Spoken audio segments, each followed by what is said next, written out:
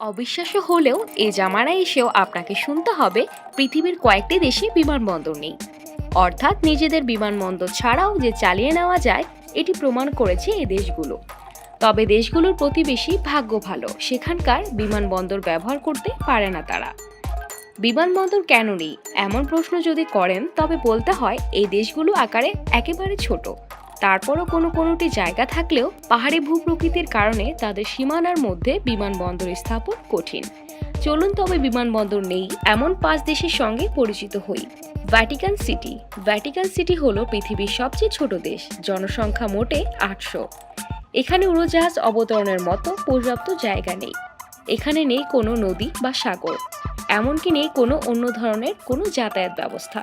0.44 বর্গ কিলোমিটারের দেশটি আপনি ভ্রমণ করতে পারবেন পায়ে হেঁটেই। ভ্যাটিকান সিটির ভ্যাটিকান প্যালেসে পোপের বাসস্থান। তবে স্বাধীন এই দেশটি কিন্তু পড়েছে ইতালির রোমের ভেতরে। দেশের ভেতরে আরেক দেশ বলতে পারেন একে।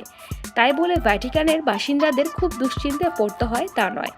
আশেপাশে আছে রোমের শ্যাম্পেনো আর ফিউমিচিনো বিমানবন্দর। ভ্যাটিকান সিটি থেকে ট্রেনে আধা ঘন্টায় পৌঁছে যেতে পারবেন সেখানে। মোনাকো। ভূমধ্যসাগরের তীরে অবস্থিত মোনাকো ভ্যাটিকান সিটির পর পৃথিবীর দ্বিতীয় ক্ষুদ্রতম দেশ। 2.1 বর্গ কিলোমিটার আয়তনের দেশটির জনসংখ্যা 2022 সালের আদমশুমারি অনুযায়ী 38,400। দেশটি ছোট হলেও কি হবে, এর মোটামুটি গোটাই পাহাড়ি ভূভাগ। পর্যটকদেরও প্রিয় গন্তব্য এই মোনাকো। এখন নিশ্চয়ই ভাবছেন, বিমানবন্দর না থাকলে এই পর্যটকরা সেখানে যান কিভাবে, আর দেশটির নাগরিকরাই বা কী করেন? কোনো সমস্যা নেই। ফ্রান্সের নিকোতে দে জিও বিমানবন্দরে নেমে একটি ক্যাব ভাড়া করে এমনকি নৌকা নিয়েও পৌঁছে যেতে পারবেন মোনাকোয়। সান ম্যারিনো। ইউরোপের এই দেশটির অবস্থানও ভ্যাটিকান সিটি থেকে খুব দূরে নয়।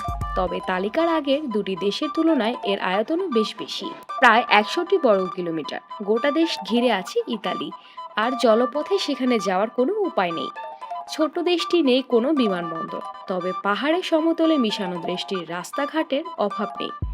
জালের মতো ছড়িয়ে থাকা এই রাস্তাগুলো দিয়েই দেশের ভেতরে ও বাইরে যাতায়াত চলে। বাইরে বলতে ইতালিতে। এখান থেকে ইতালির রিমেনি বিমানবন্দর বেশ কাছে। ফ্লোরেন্স, বলোগনা, ভ্যানিস আর পিছা বিমানবন্দর ও দূরে নয়। সান ম্যারিনোর সীমান্ত থেকে দেশটিতে ঘুরতে আসা পর্যটকেরা এবং এখানকার বাসিন্দারা প্রায় যাতায়াত বিমানবন্দরগুলো ব্যবহার করেন। লিখটেনস্টাইন। 158 বর্গ কিলোমিটারের ছোট এই দেশটির জনসংখ্যা 40,000-এর মতো। দেশটির বেশিরভাগই পাহাড়ি এলাকা। এমনিতে ছোট দেশ, তারপরও পর্বত পাহাড় এলাকা। পূবে রাইন নদী, পশ্চিমে অস্ট্রেলিয়ার পর্বতমালা। সব মিলিয়ে লিখটেনস্টাইনের ভাগ্য কোনো বিমানবন্দরে জুটেনি। তবে দক্ষিণ লিখটেনস্টাইনের ব্লেজার্স গ্রামে একটি হেলিপোর্ট আছে। তবে কাছেই আছে ছোট্ট 2 বিমানবন্দর। আর সহজে যাওয়া যায় এমন বড় বিমানবন্দর জুরিক এয়ারপোর্টের দূরত্ব 120 কিলোমিটার। কার কিংবা বাসে লিখটেনস্টাইন থেকে সেখানে পৌঁছে যাওয়া যায়। অ্যান্ডোরা।